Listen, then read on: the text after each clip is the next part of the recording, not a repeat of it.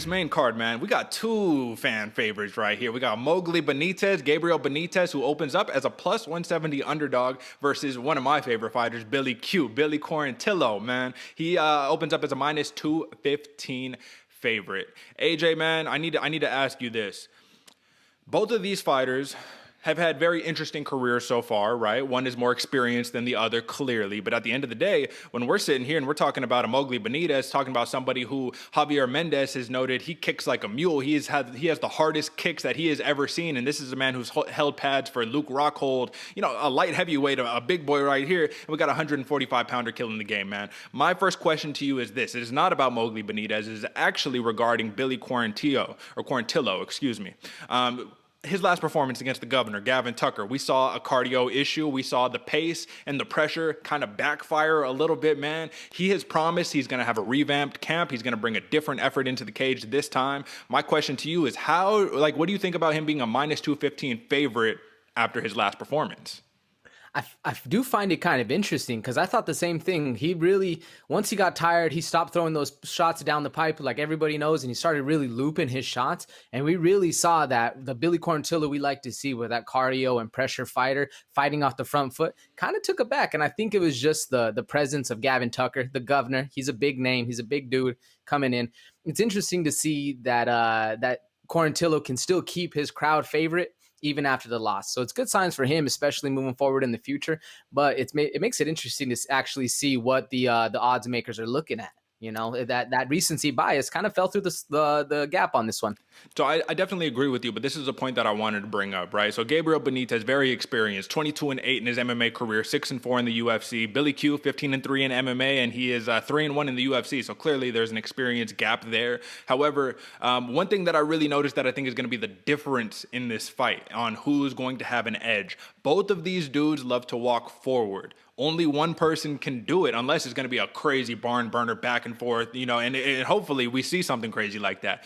But I think whoever is able to establish walking forward and establish the center of the cage is probably going to have the edge in this fight, because Gabriel Benitez throws the craziest calf kicks in the game, right?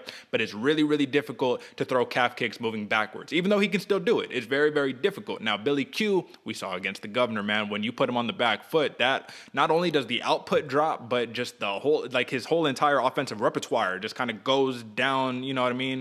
It just goes downward, not where you want to be. So who do you personally think is going to be able to establish dominance in this fight, who's going to be able to push the pressure or push the pace and really weaponize that? Because both of these dudes they have the capacity to do it. So what do you think? Yeah, I agree with you 100%. I definitely think both of these guys can do it, but I actually think Billy Q is going to be the one kind of pushing the pace. He really likes, what I like about Billy is he likes to get up in there and make it dirty on the inside, really push that pressure and make you be a bully of the fight. It's a lot of fun to watch.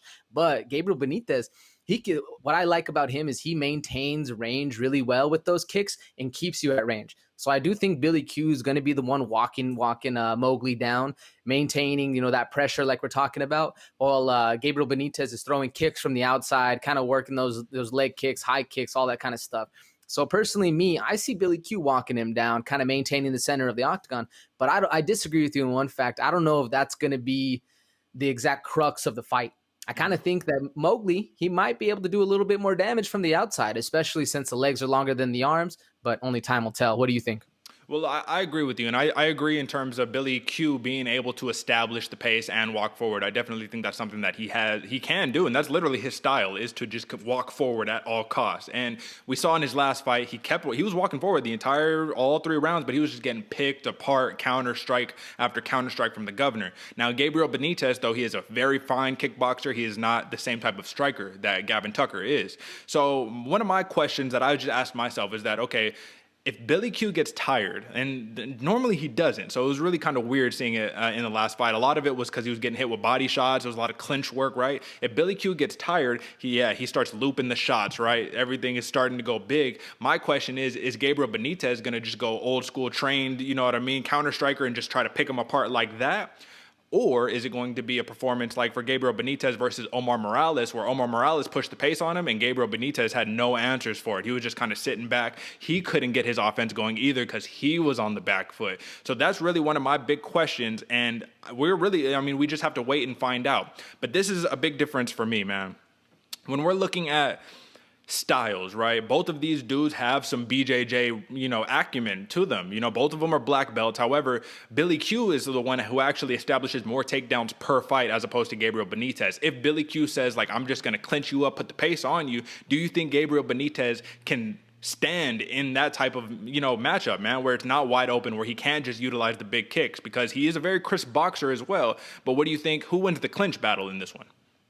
I kind of think it would have to be Billy Q, man. He's a little bit.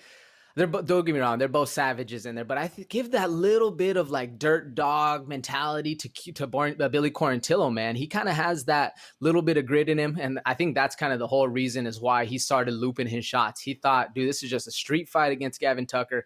I'm getting pieced up. I got to hurt this dude some way. Although I'm glad you brought up that Omar Morales fight, because to me, where the real big difference comes in is if Gabriel Benitez shows up like he did against Justin James, it's going to be a hell of a fight. But if he shows up like he did against Omar Morales, not really able to get off, lets Billy Quarantillo decide the fight, I think that's where Billy Q is going to get the real deal, like the nod. He's going to be able to put it to him, fight Billy Quarantillo's fight, and kind of put Moggly kind of, like you said, on the back foot, not really, kind of lost in La La Land, not really doing his thing. So if I had to give the advantage to anyone in the clinch game and in that kind of pressure, the dirty boxing range, I got to go with my boy Billy Q on that one. What do you think?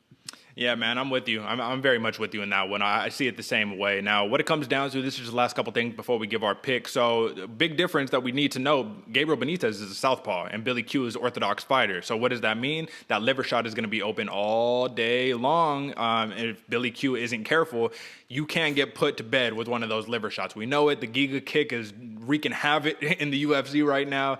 So, that's something that I definitely think we need to keep an eye on. And the other thing that we need to keep an eye on is that I just talked about takedowns for Billy Q and what are the possibilities of him initiating that. Gabriel Benitez hasn't allowed a takedown in his last 4 fights. So if this thing stays standing, man, this dude has a very good chance. So ultimately what I'm saying is plus 170 for Moggly Benitez you might see some value there. I see some value there for sure, man. I'm definitely a big fan of both of these fighters, man. But what it comes down to is giving our picks, man. Who do you got in this one, AJ? Yeah, Derek. No, I'm with you, man. I'm a big fan of both of these fighters. I love the style of both of them. And this one, to be honest with you, this one's a coin toss for me, man. I could see it going either way. I believe if it goes to a decision, Quarantillo is going to get the nod. But if it's an early stoppage, we're going Moggly. And for that whole reason, I got Gabriel Benitez KO round 2. It's going to be an interesting one, though. Like I said, it's a coin toss. So there's some serious value in that plus 170. Who you got, Derek, and why? So I'm going to go Billy Q. And the reason why I'm going Billy Q unanimous decision as well, or split, any type of decision. I think that he is going to get the nod because one thing that I just noticed about Gabriel Benitez, it really stood out to me in that Omar Morales fight, man, is he's there to get hit. He throws these calf kicks that we all know and love, but he throws them blind. He has a tendency to throw them blind. So what does that mean? You're not throwing a punch and throwing a kick after. And what did we just see happen to Conor McGregor? Throwing a bunch of blind kicks is going to get it checked immediately. Like, you got to throw something to mix it up or else it's too predictable. So as much as I'm a big fan of Benitez, I got to go Billy Q decision win. I think the pace is going to be too much. Literally, he's 4-1 in his last 5 fights. Benitez is 3-2. Man, Billy Q is a pace machine. That is literally how he got his shot in the UFC. I'm going to give him another chance, and if he lets me down, I mean, listen, we just live and learn. That's what it comes down to.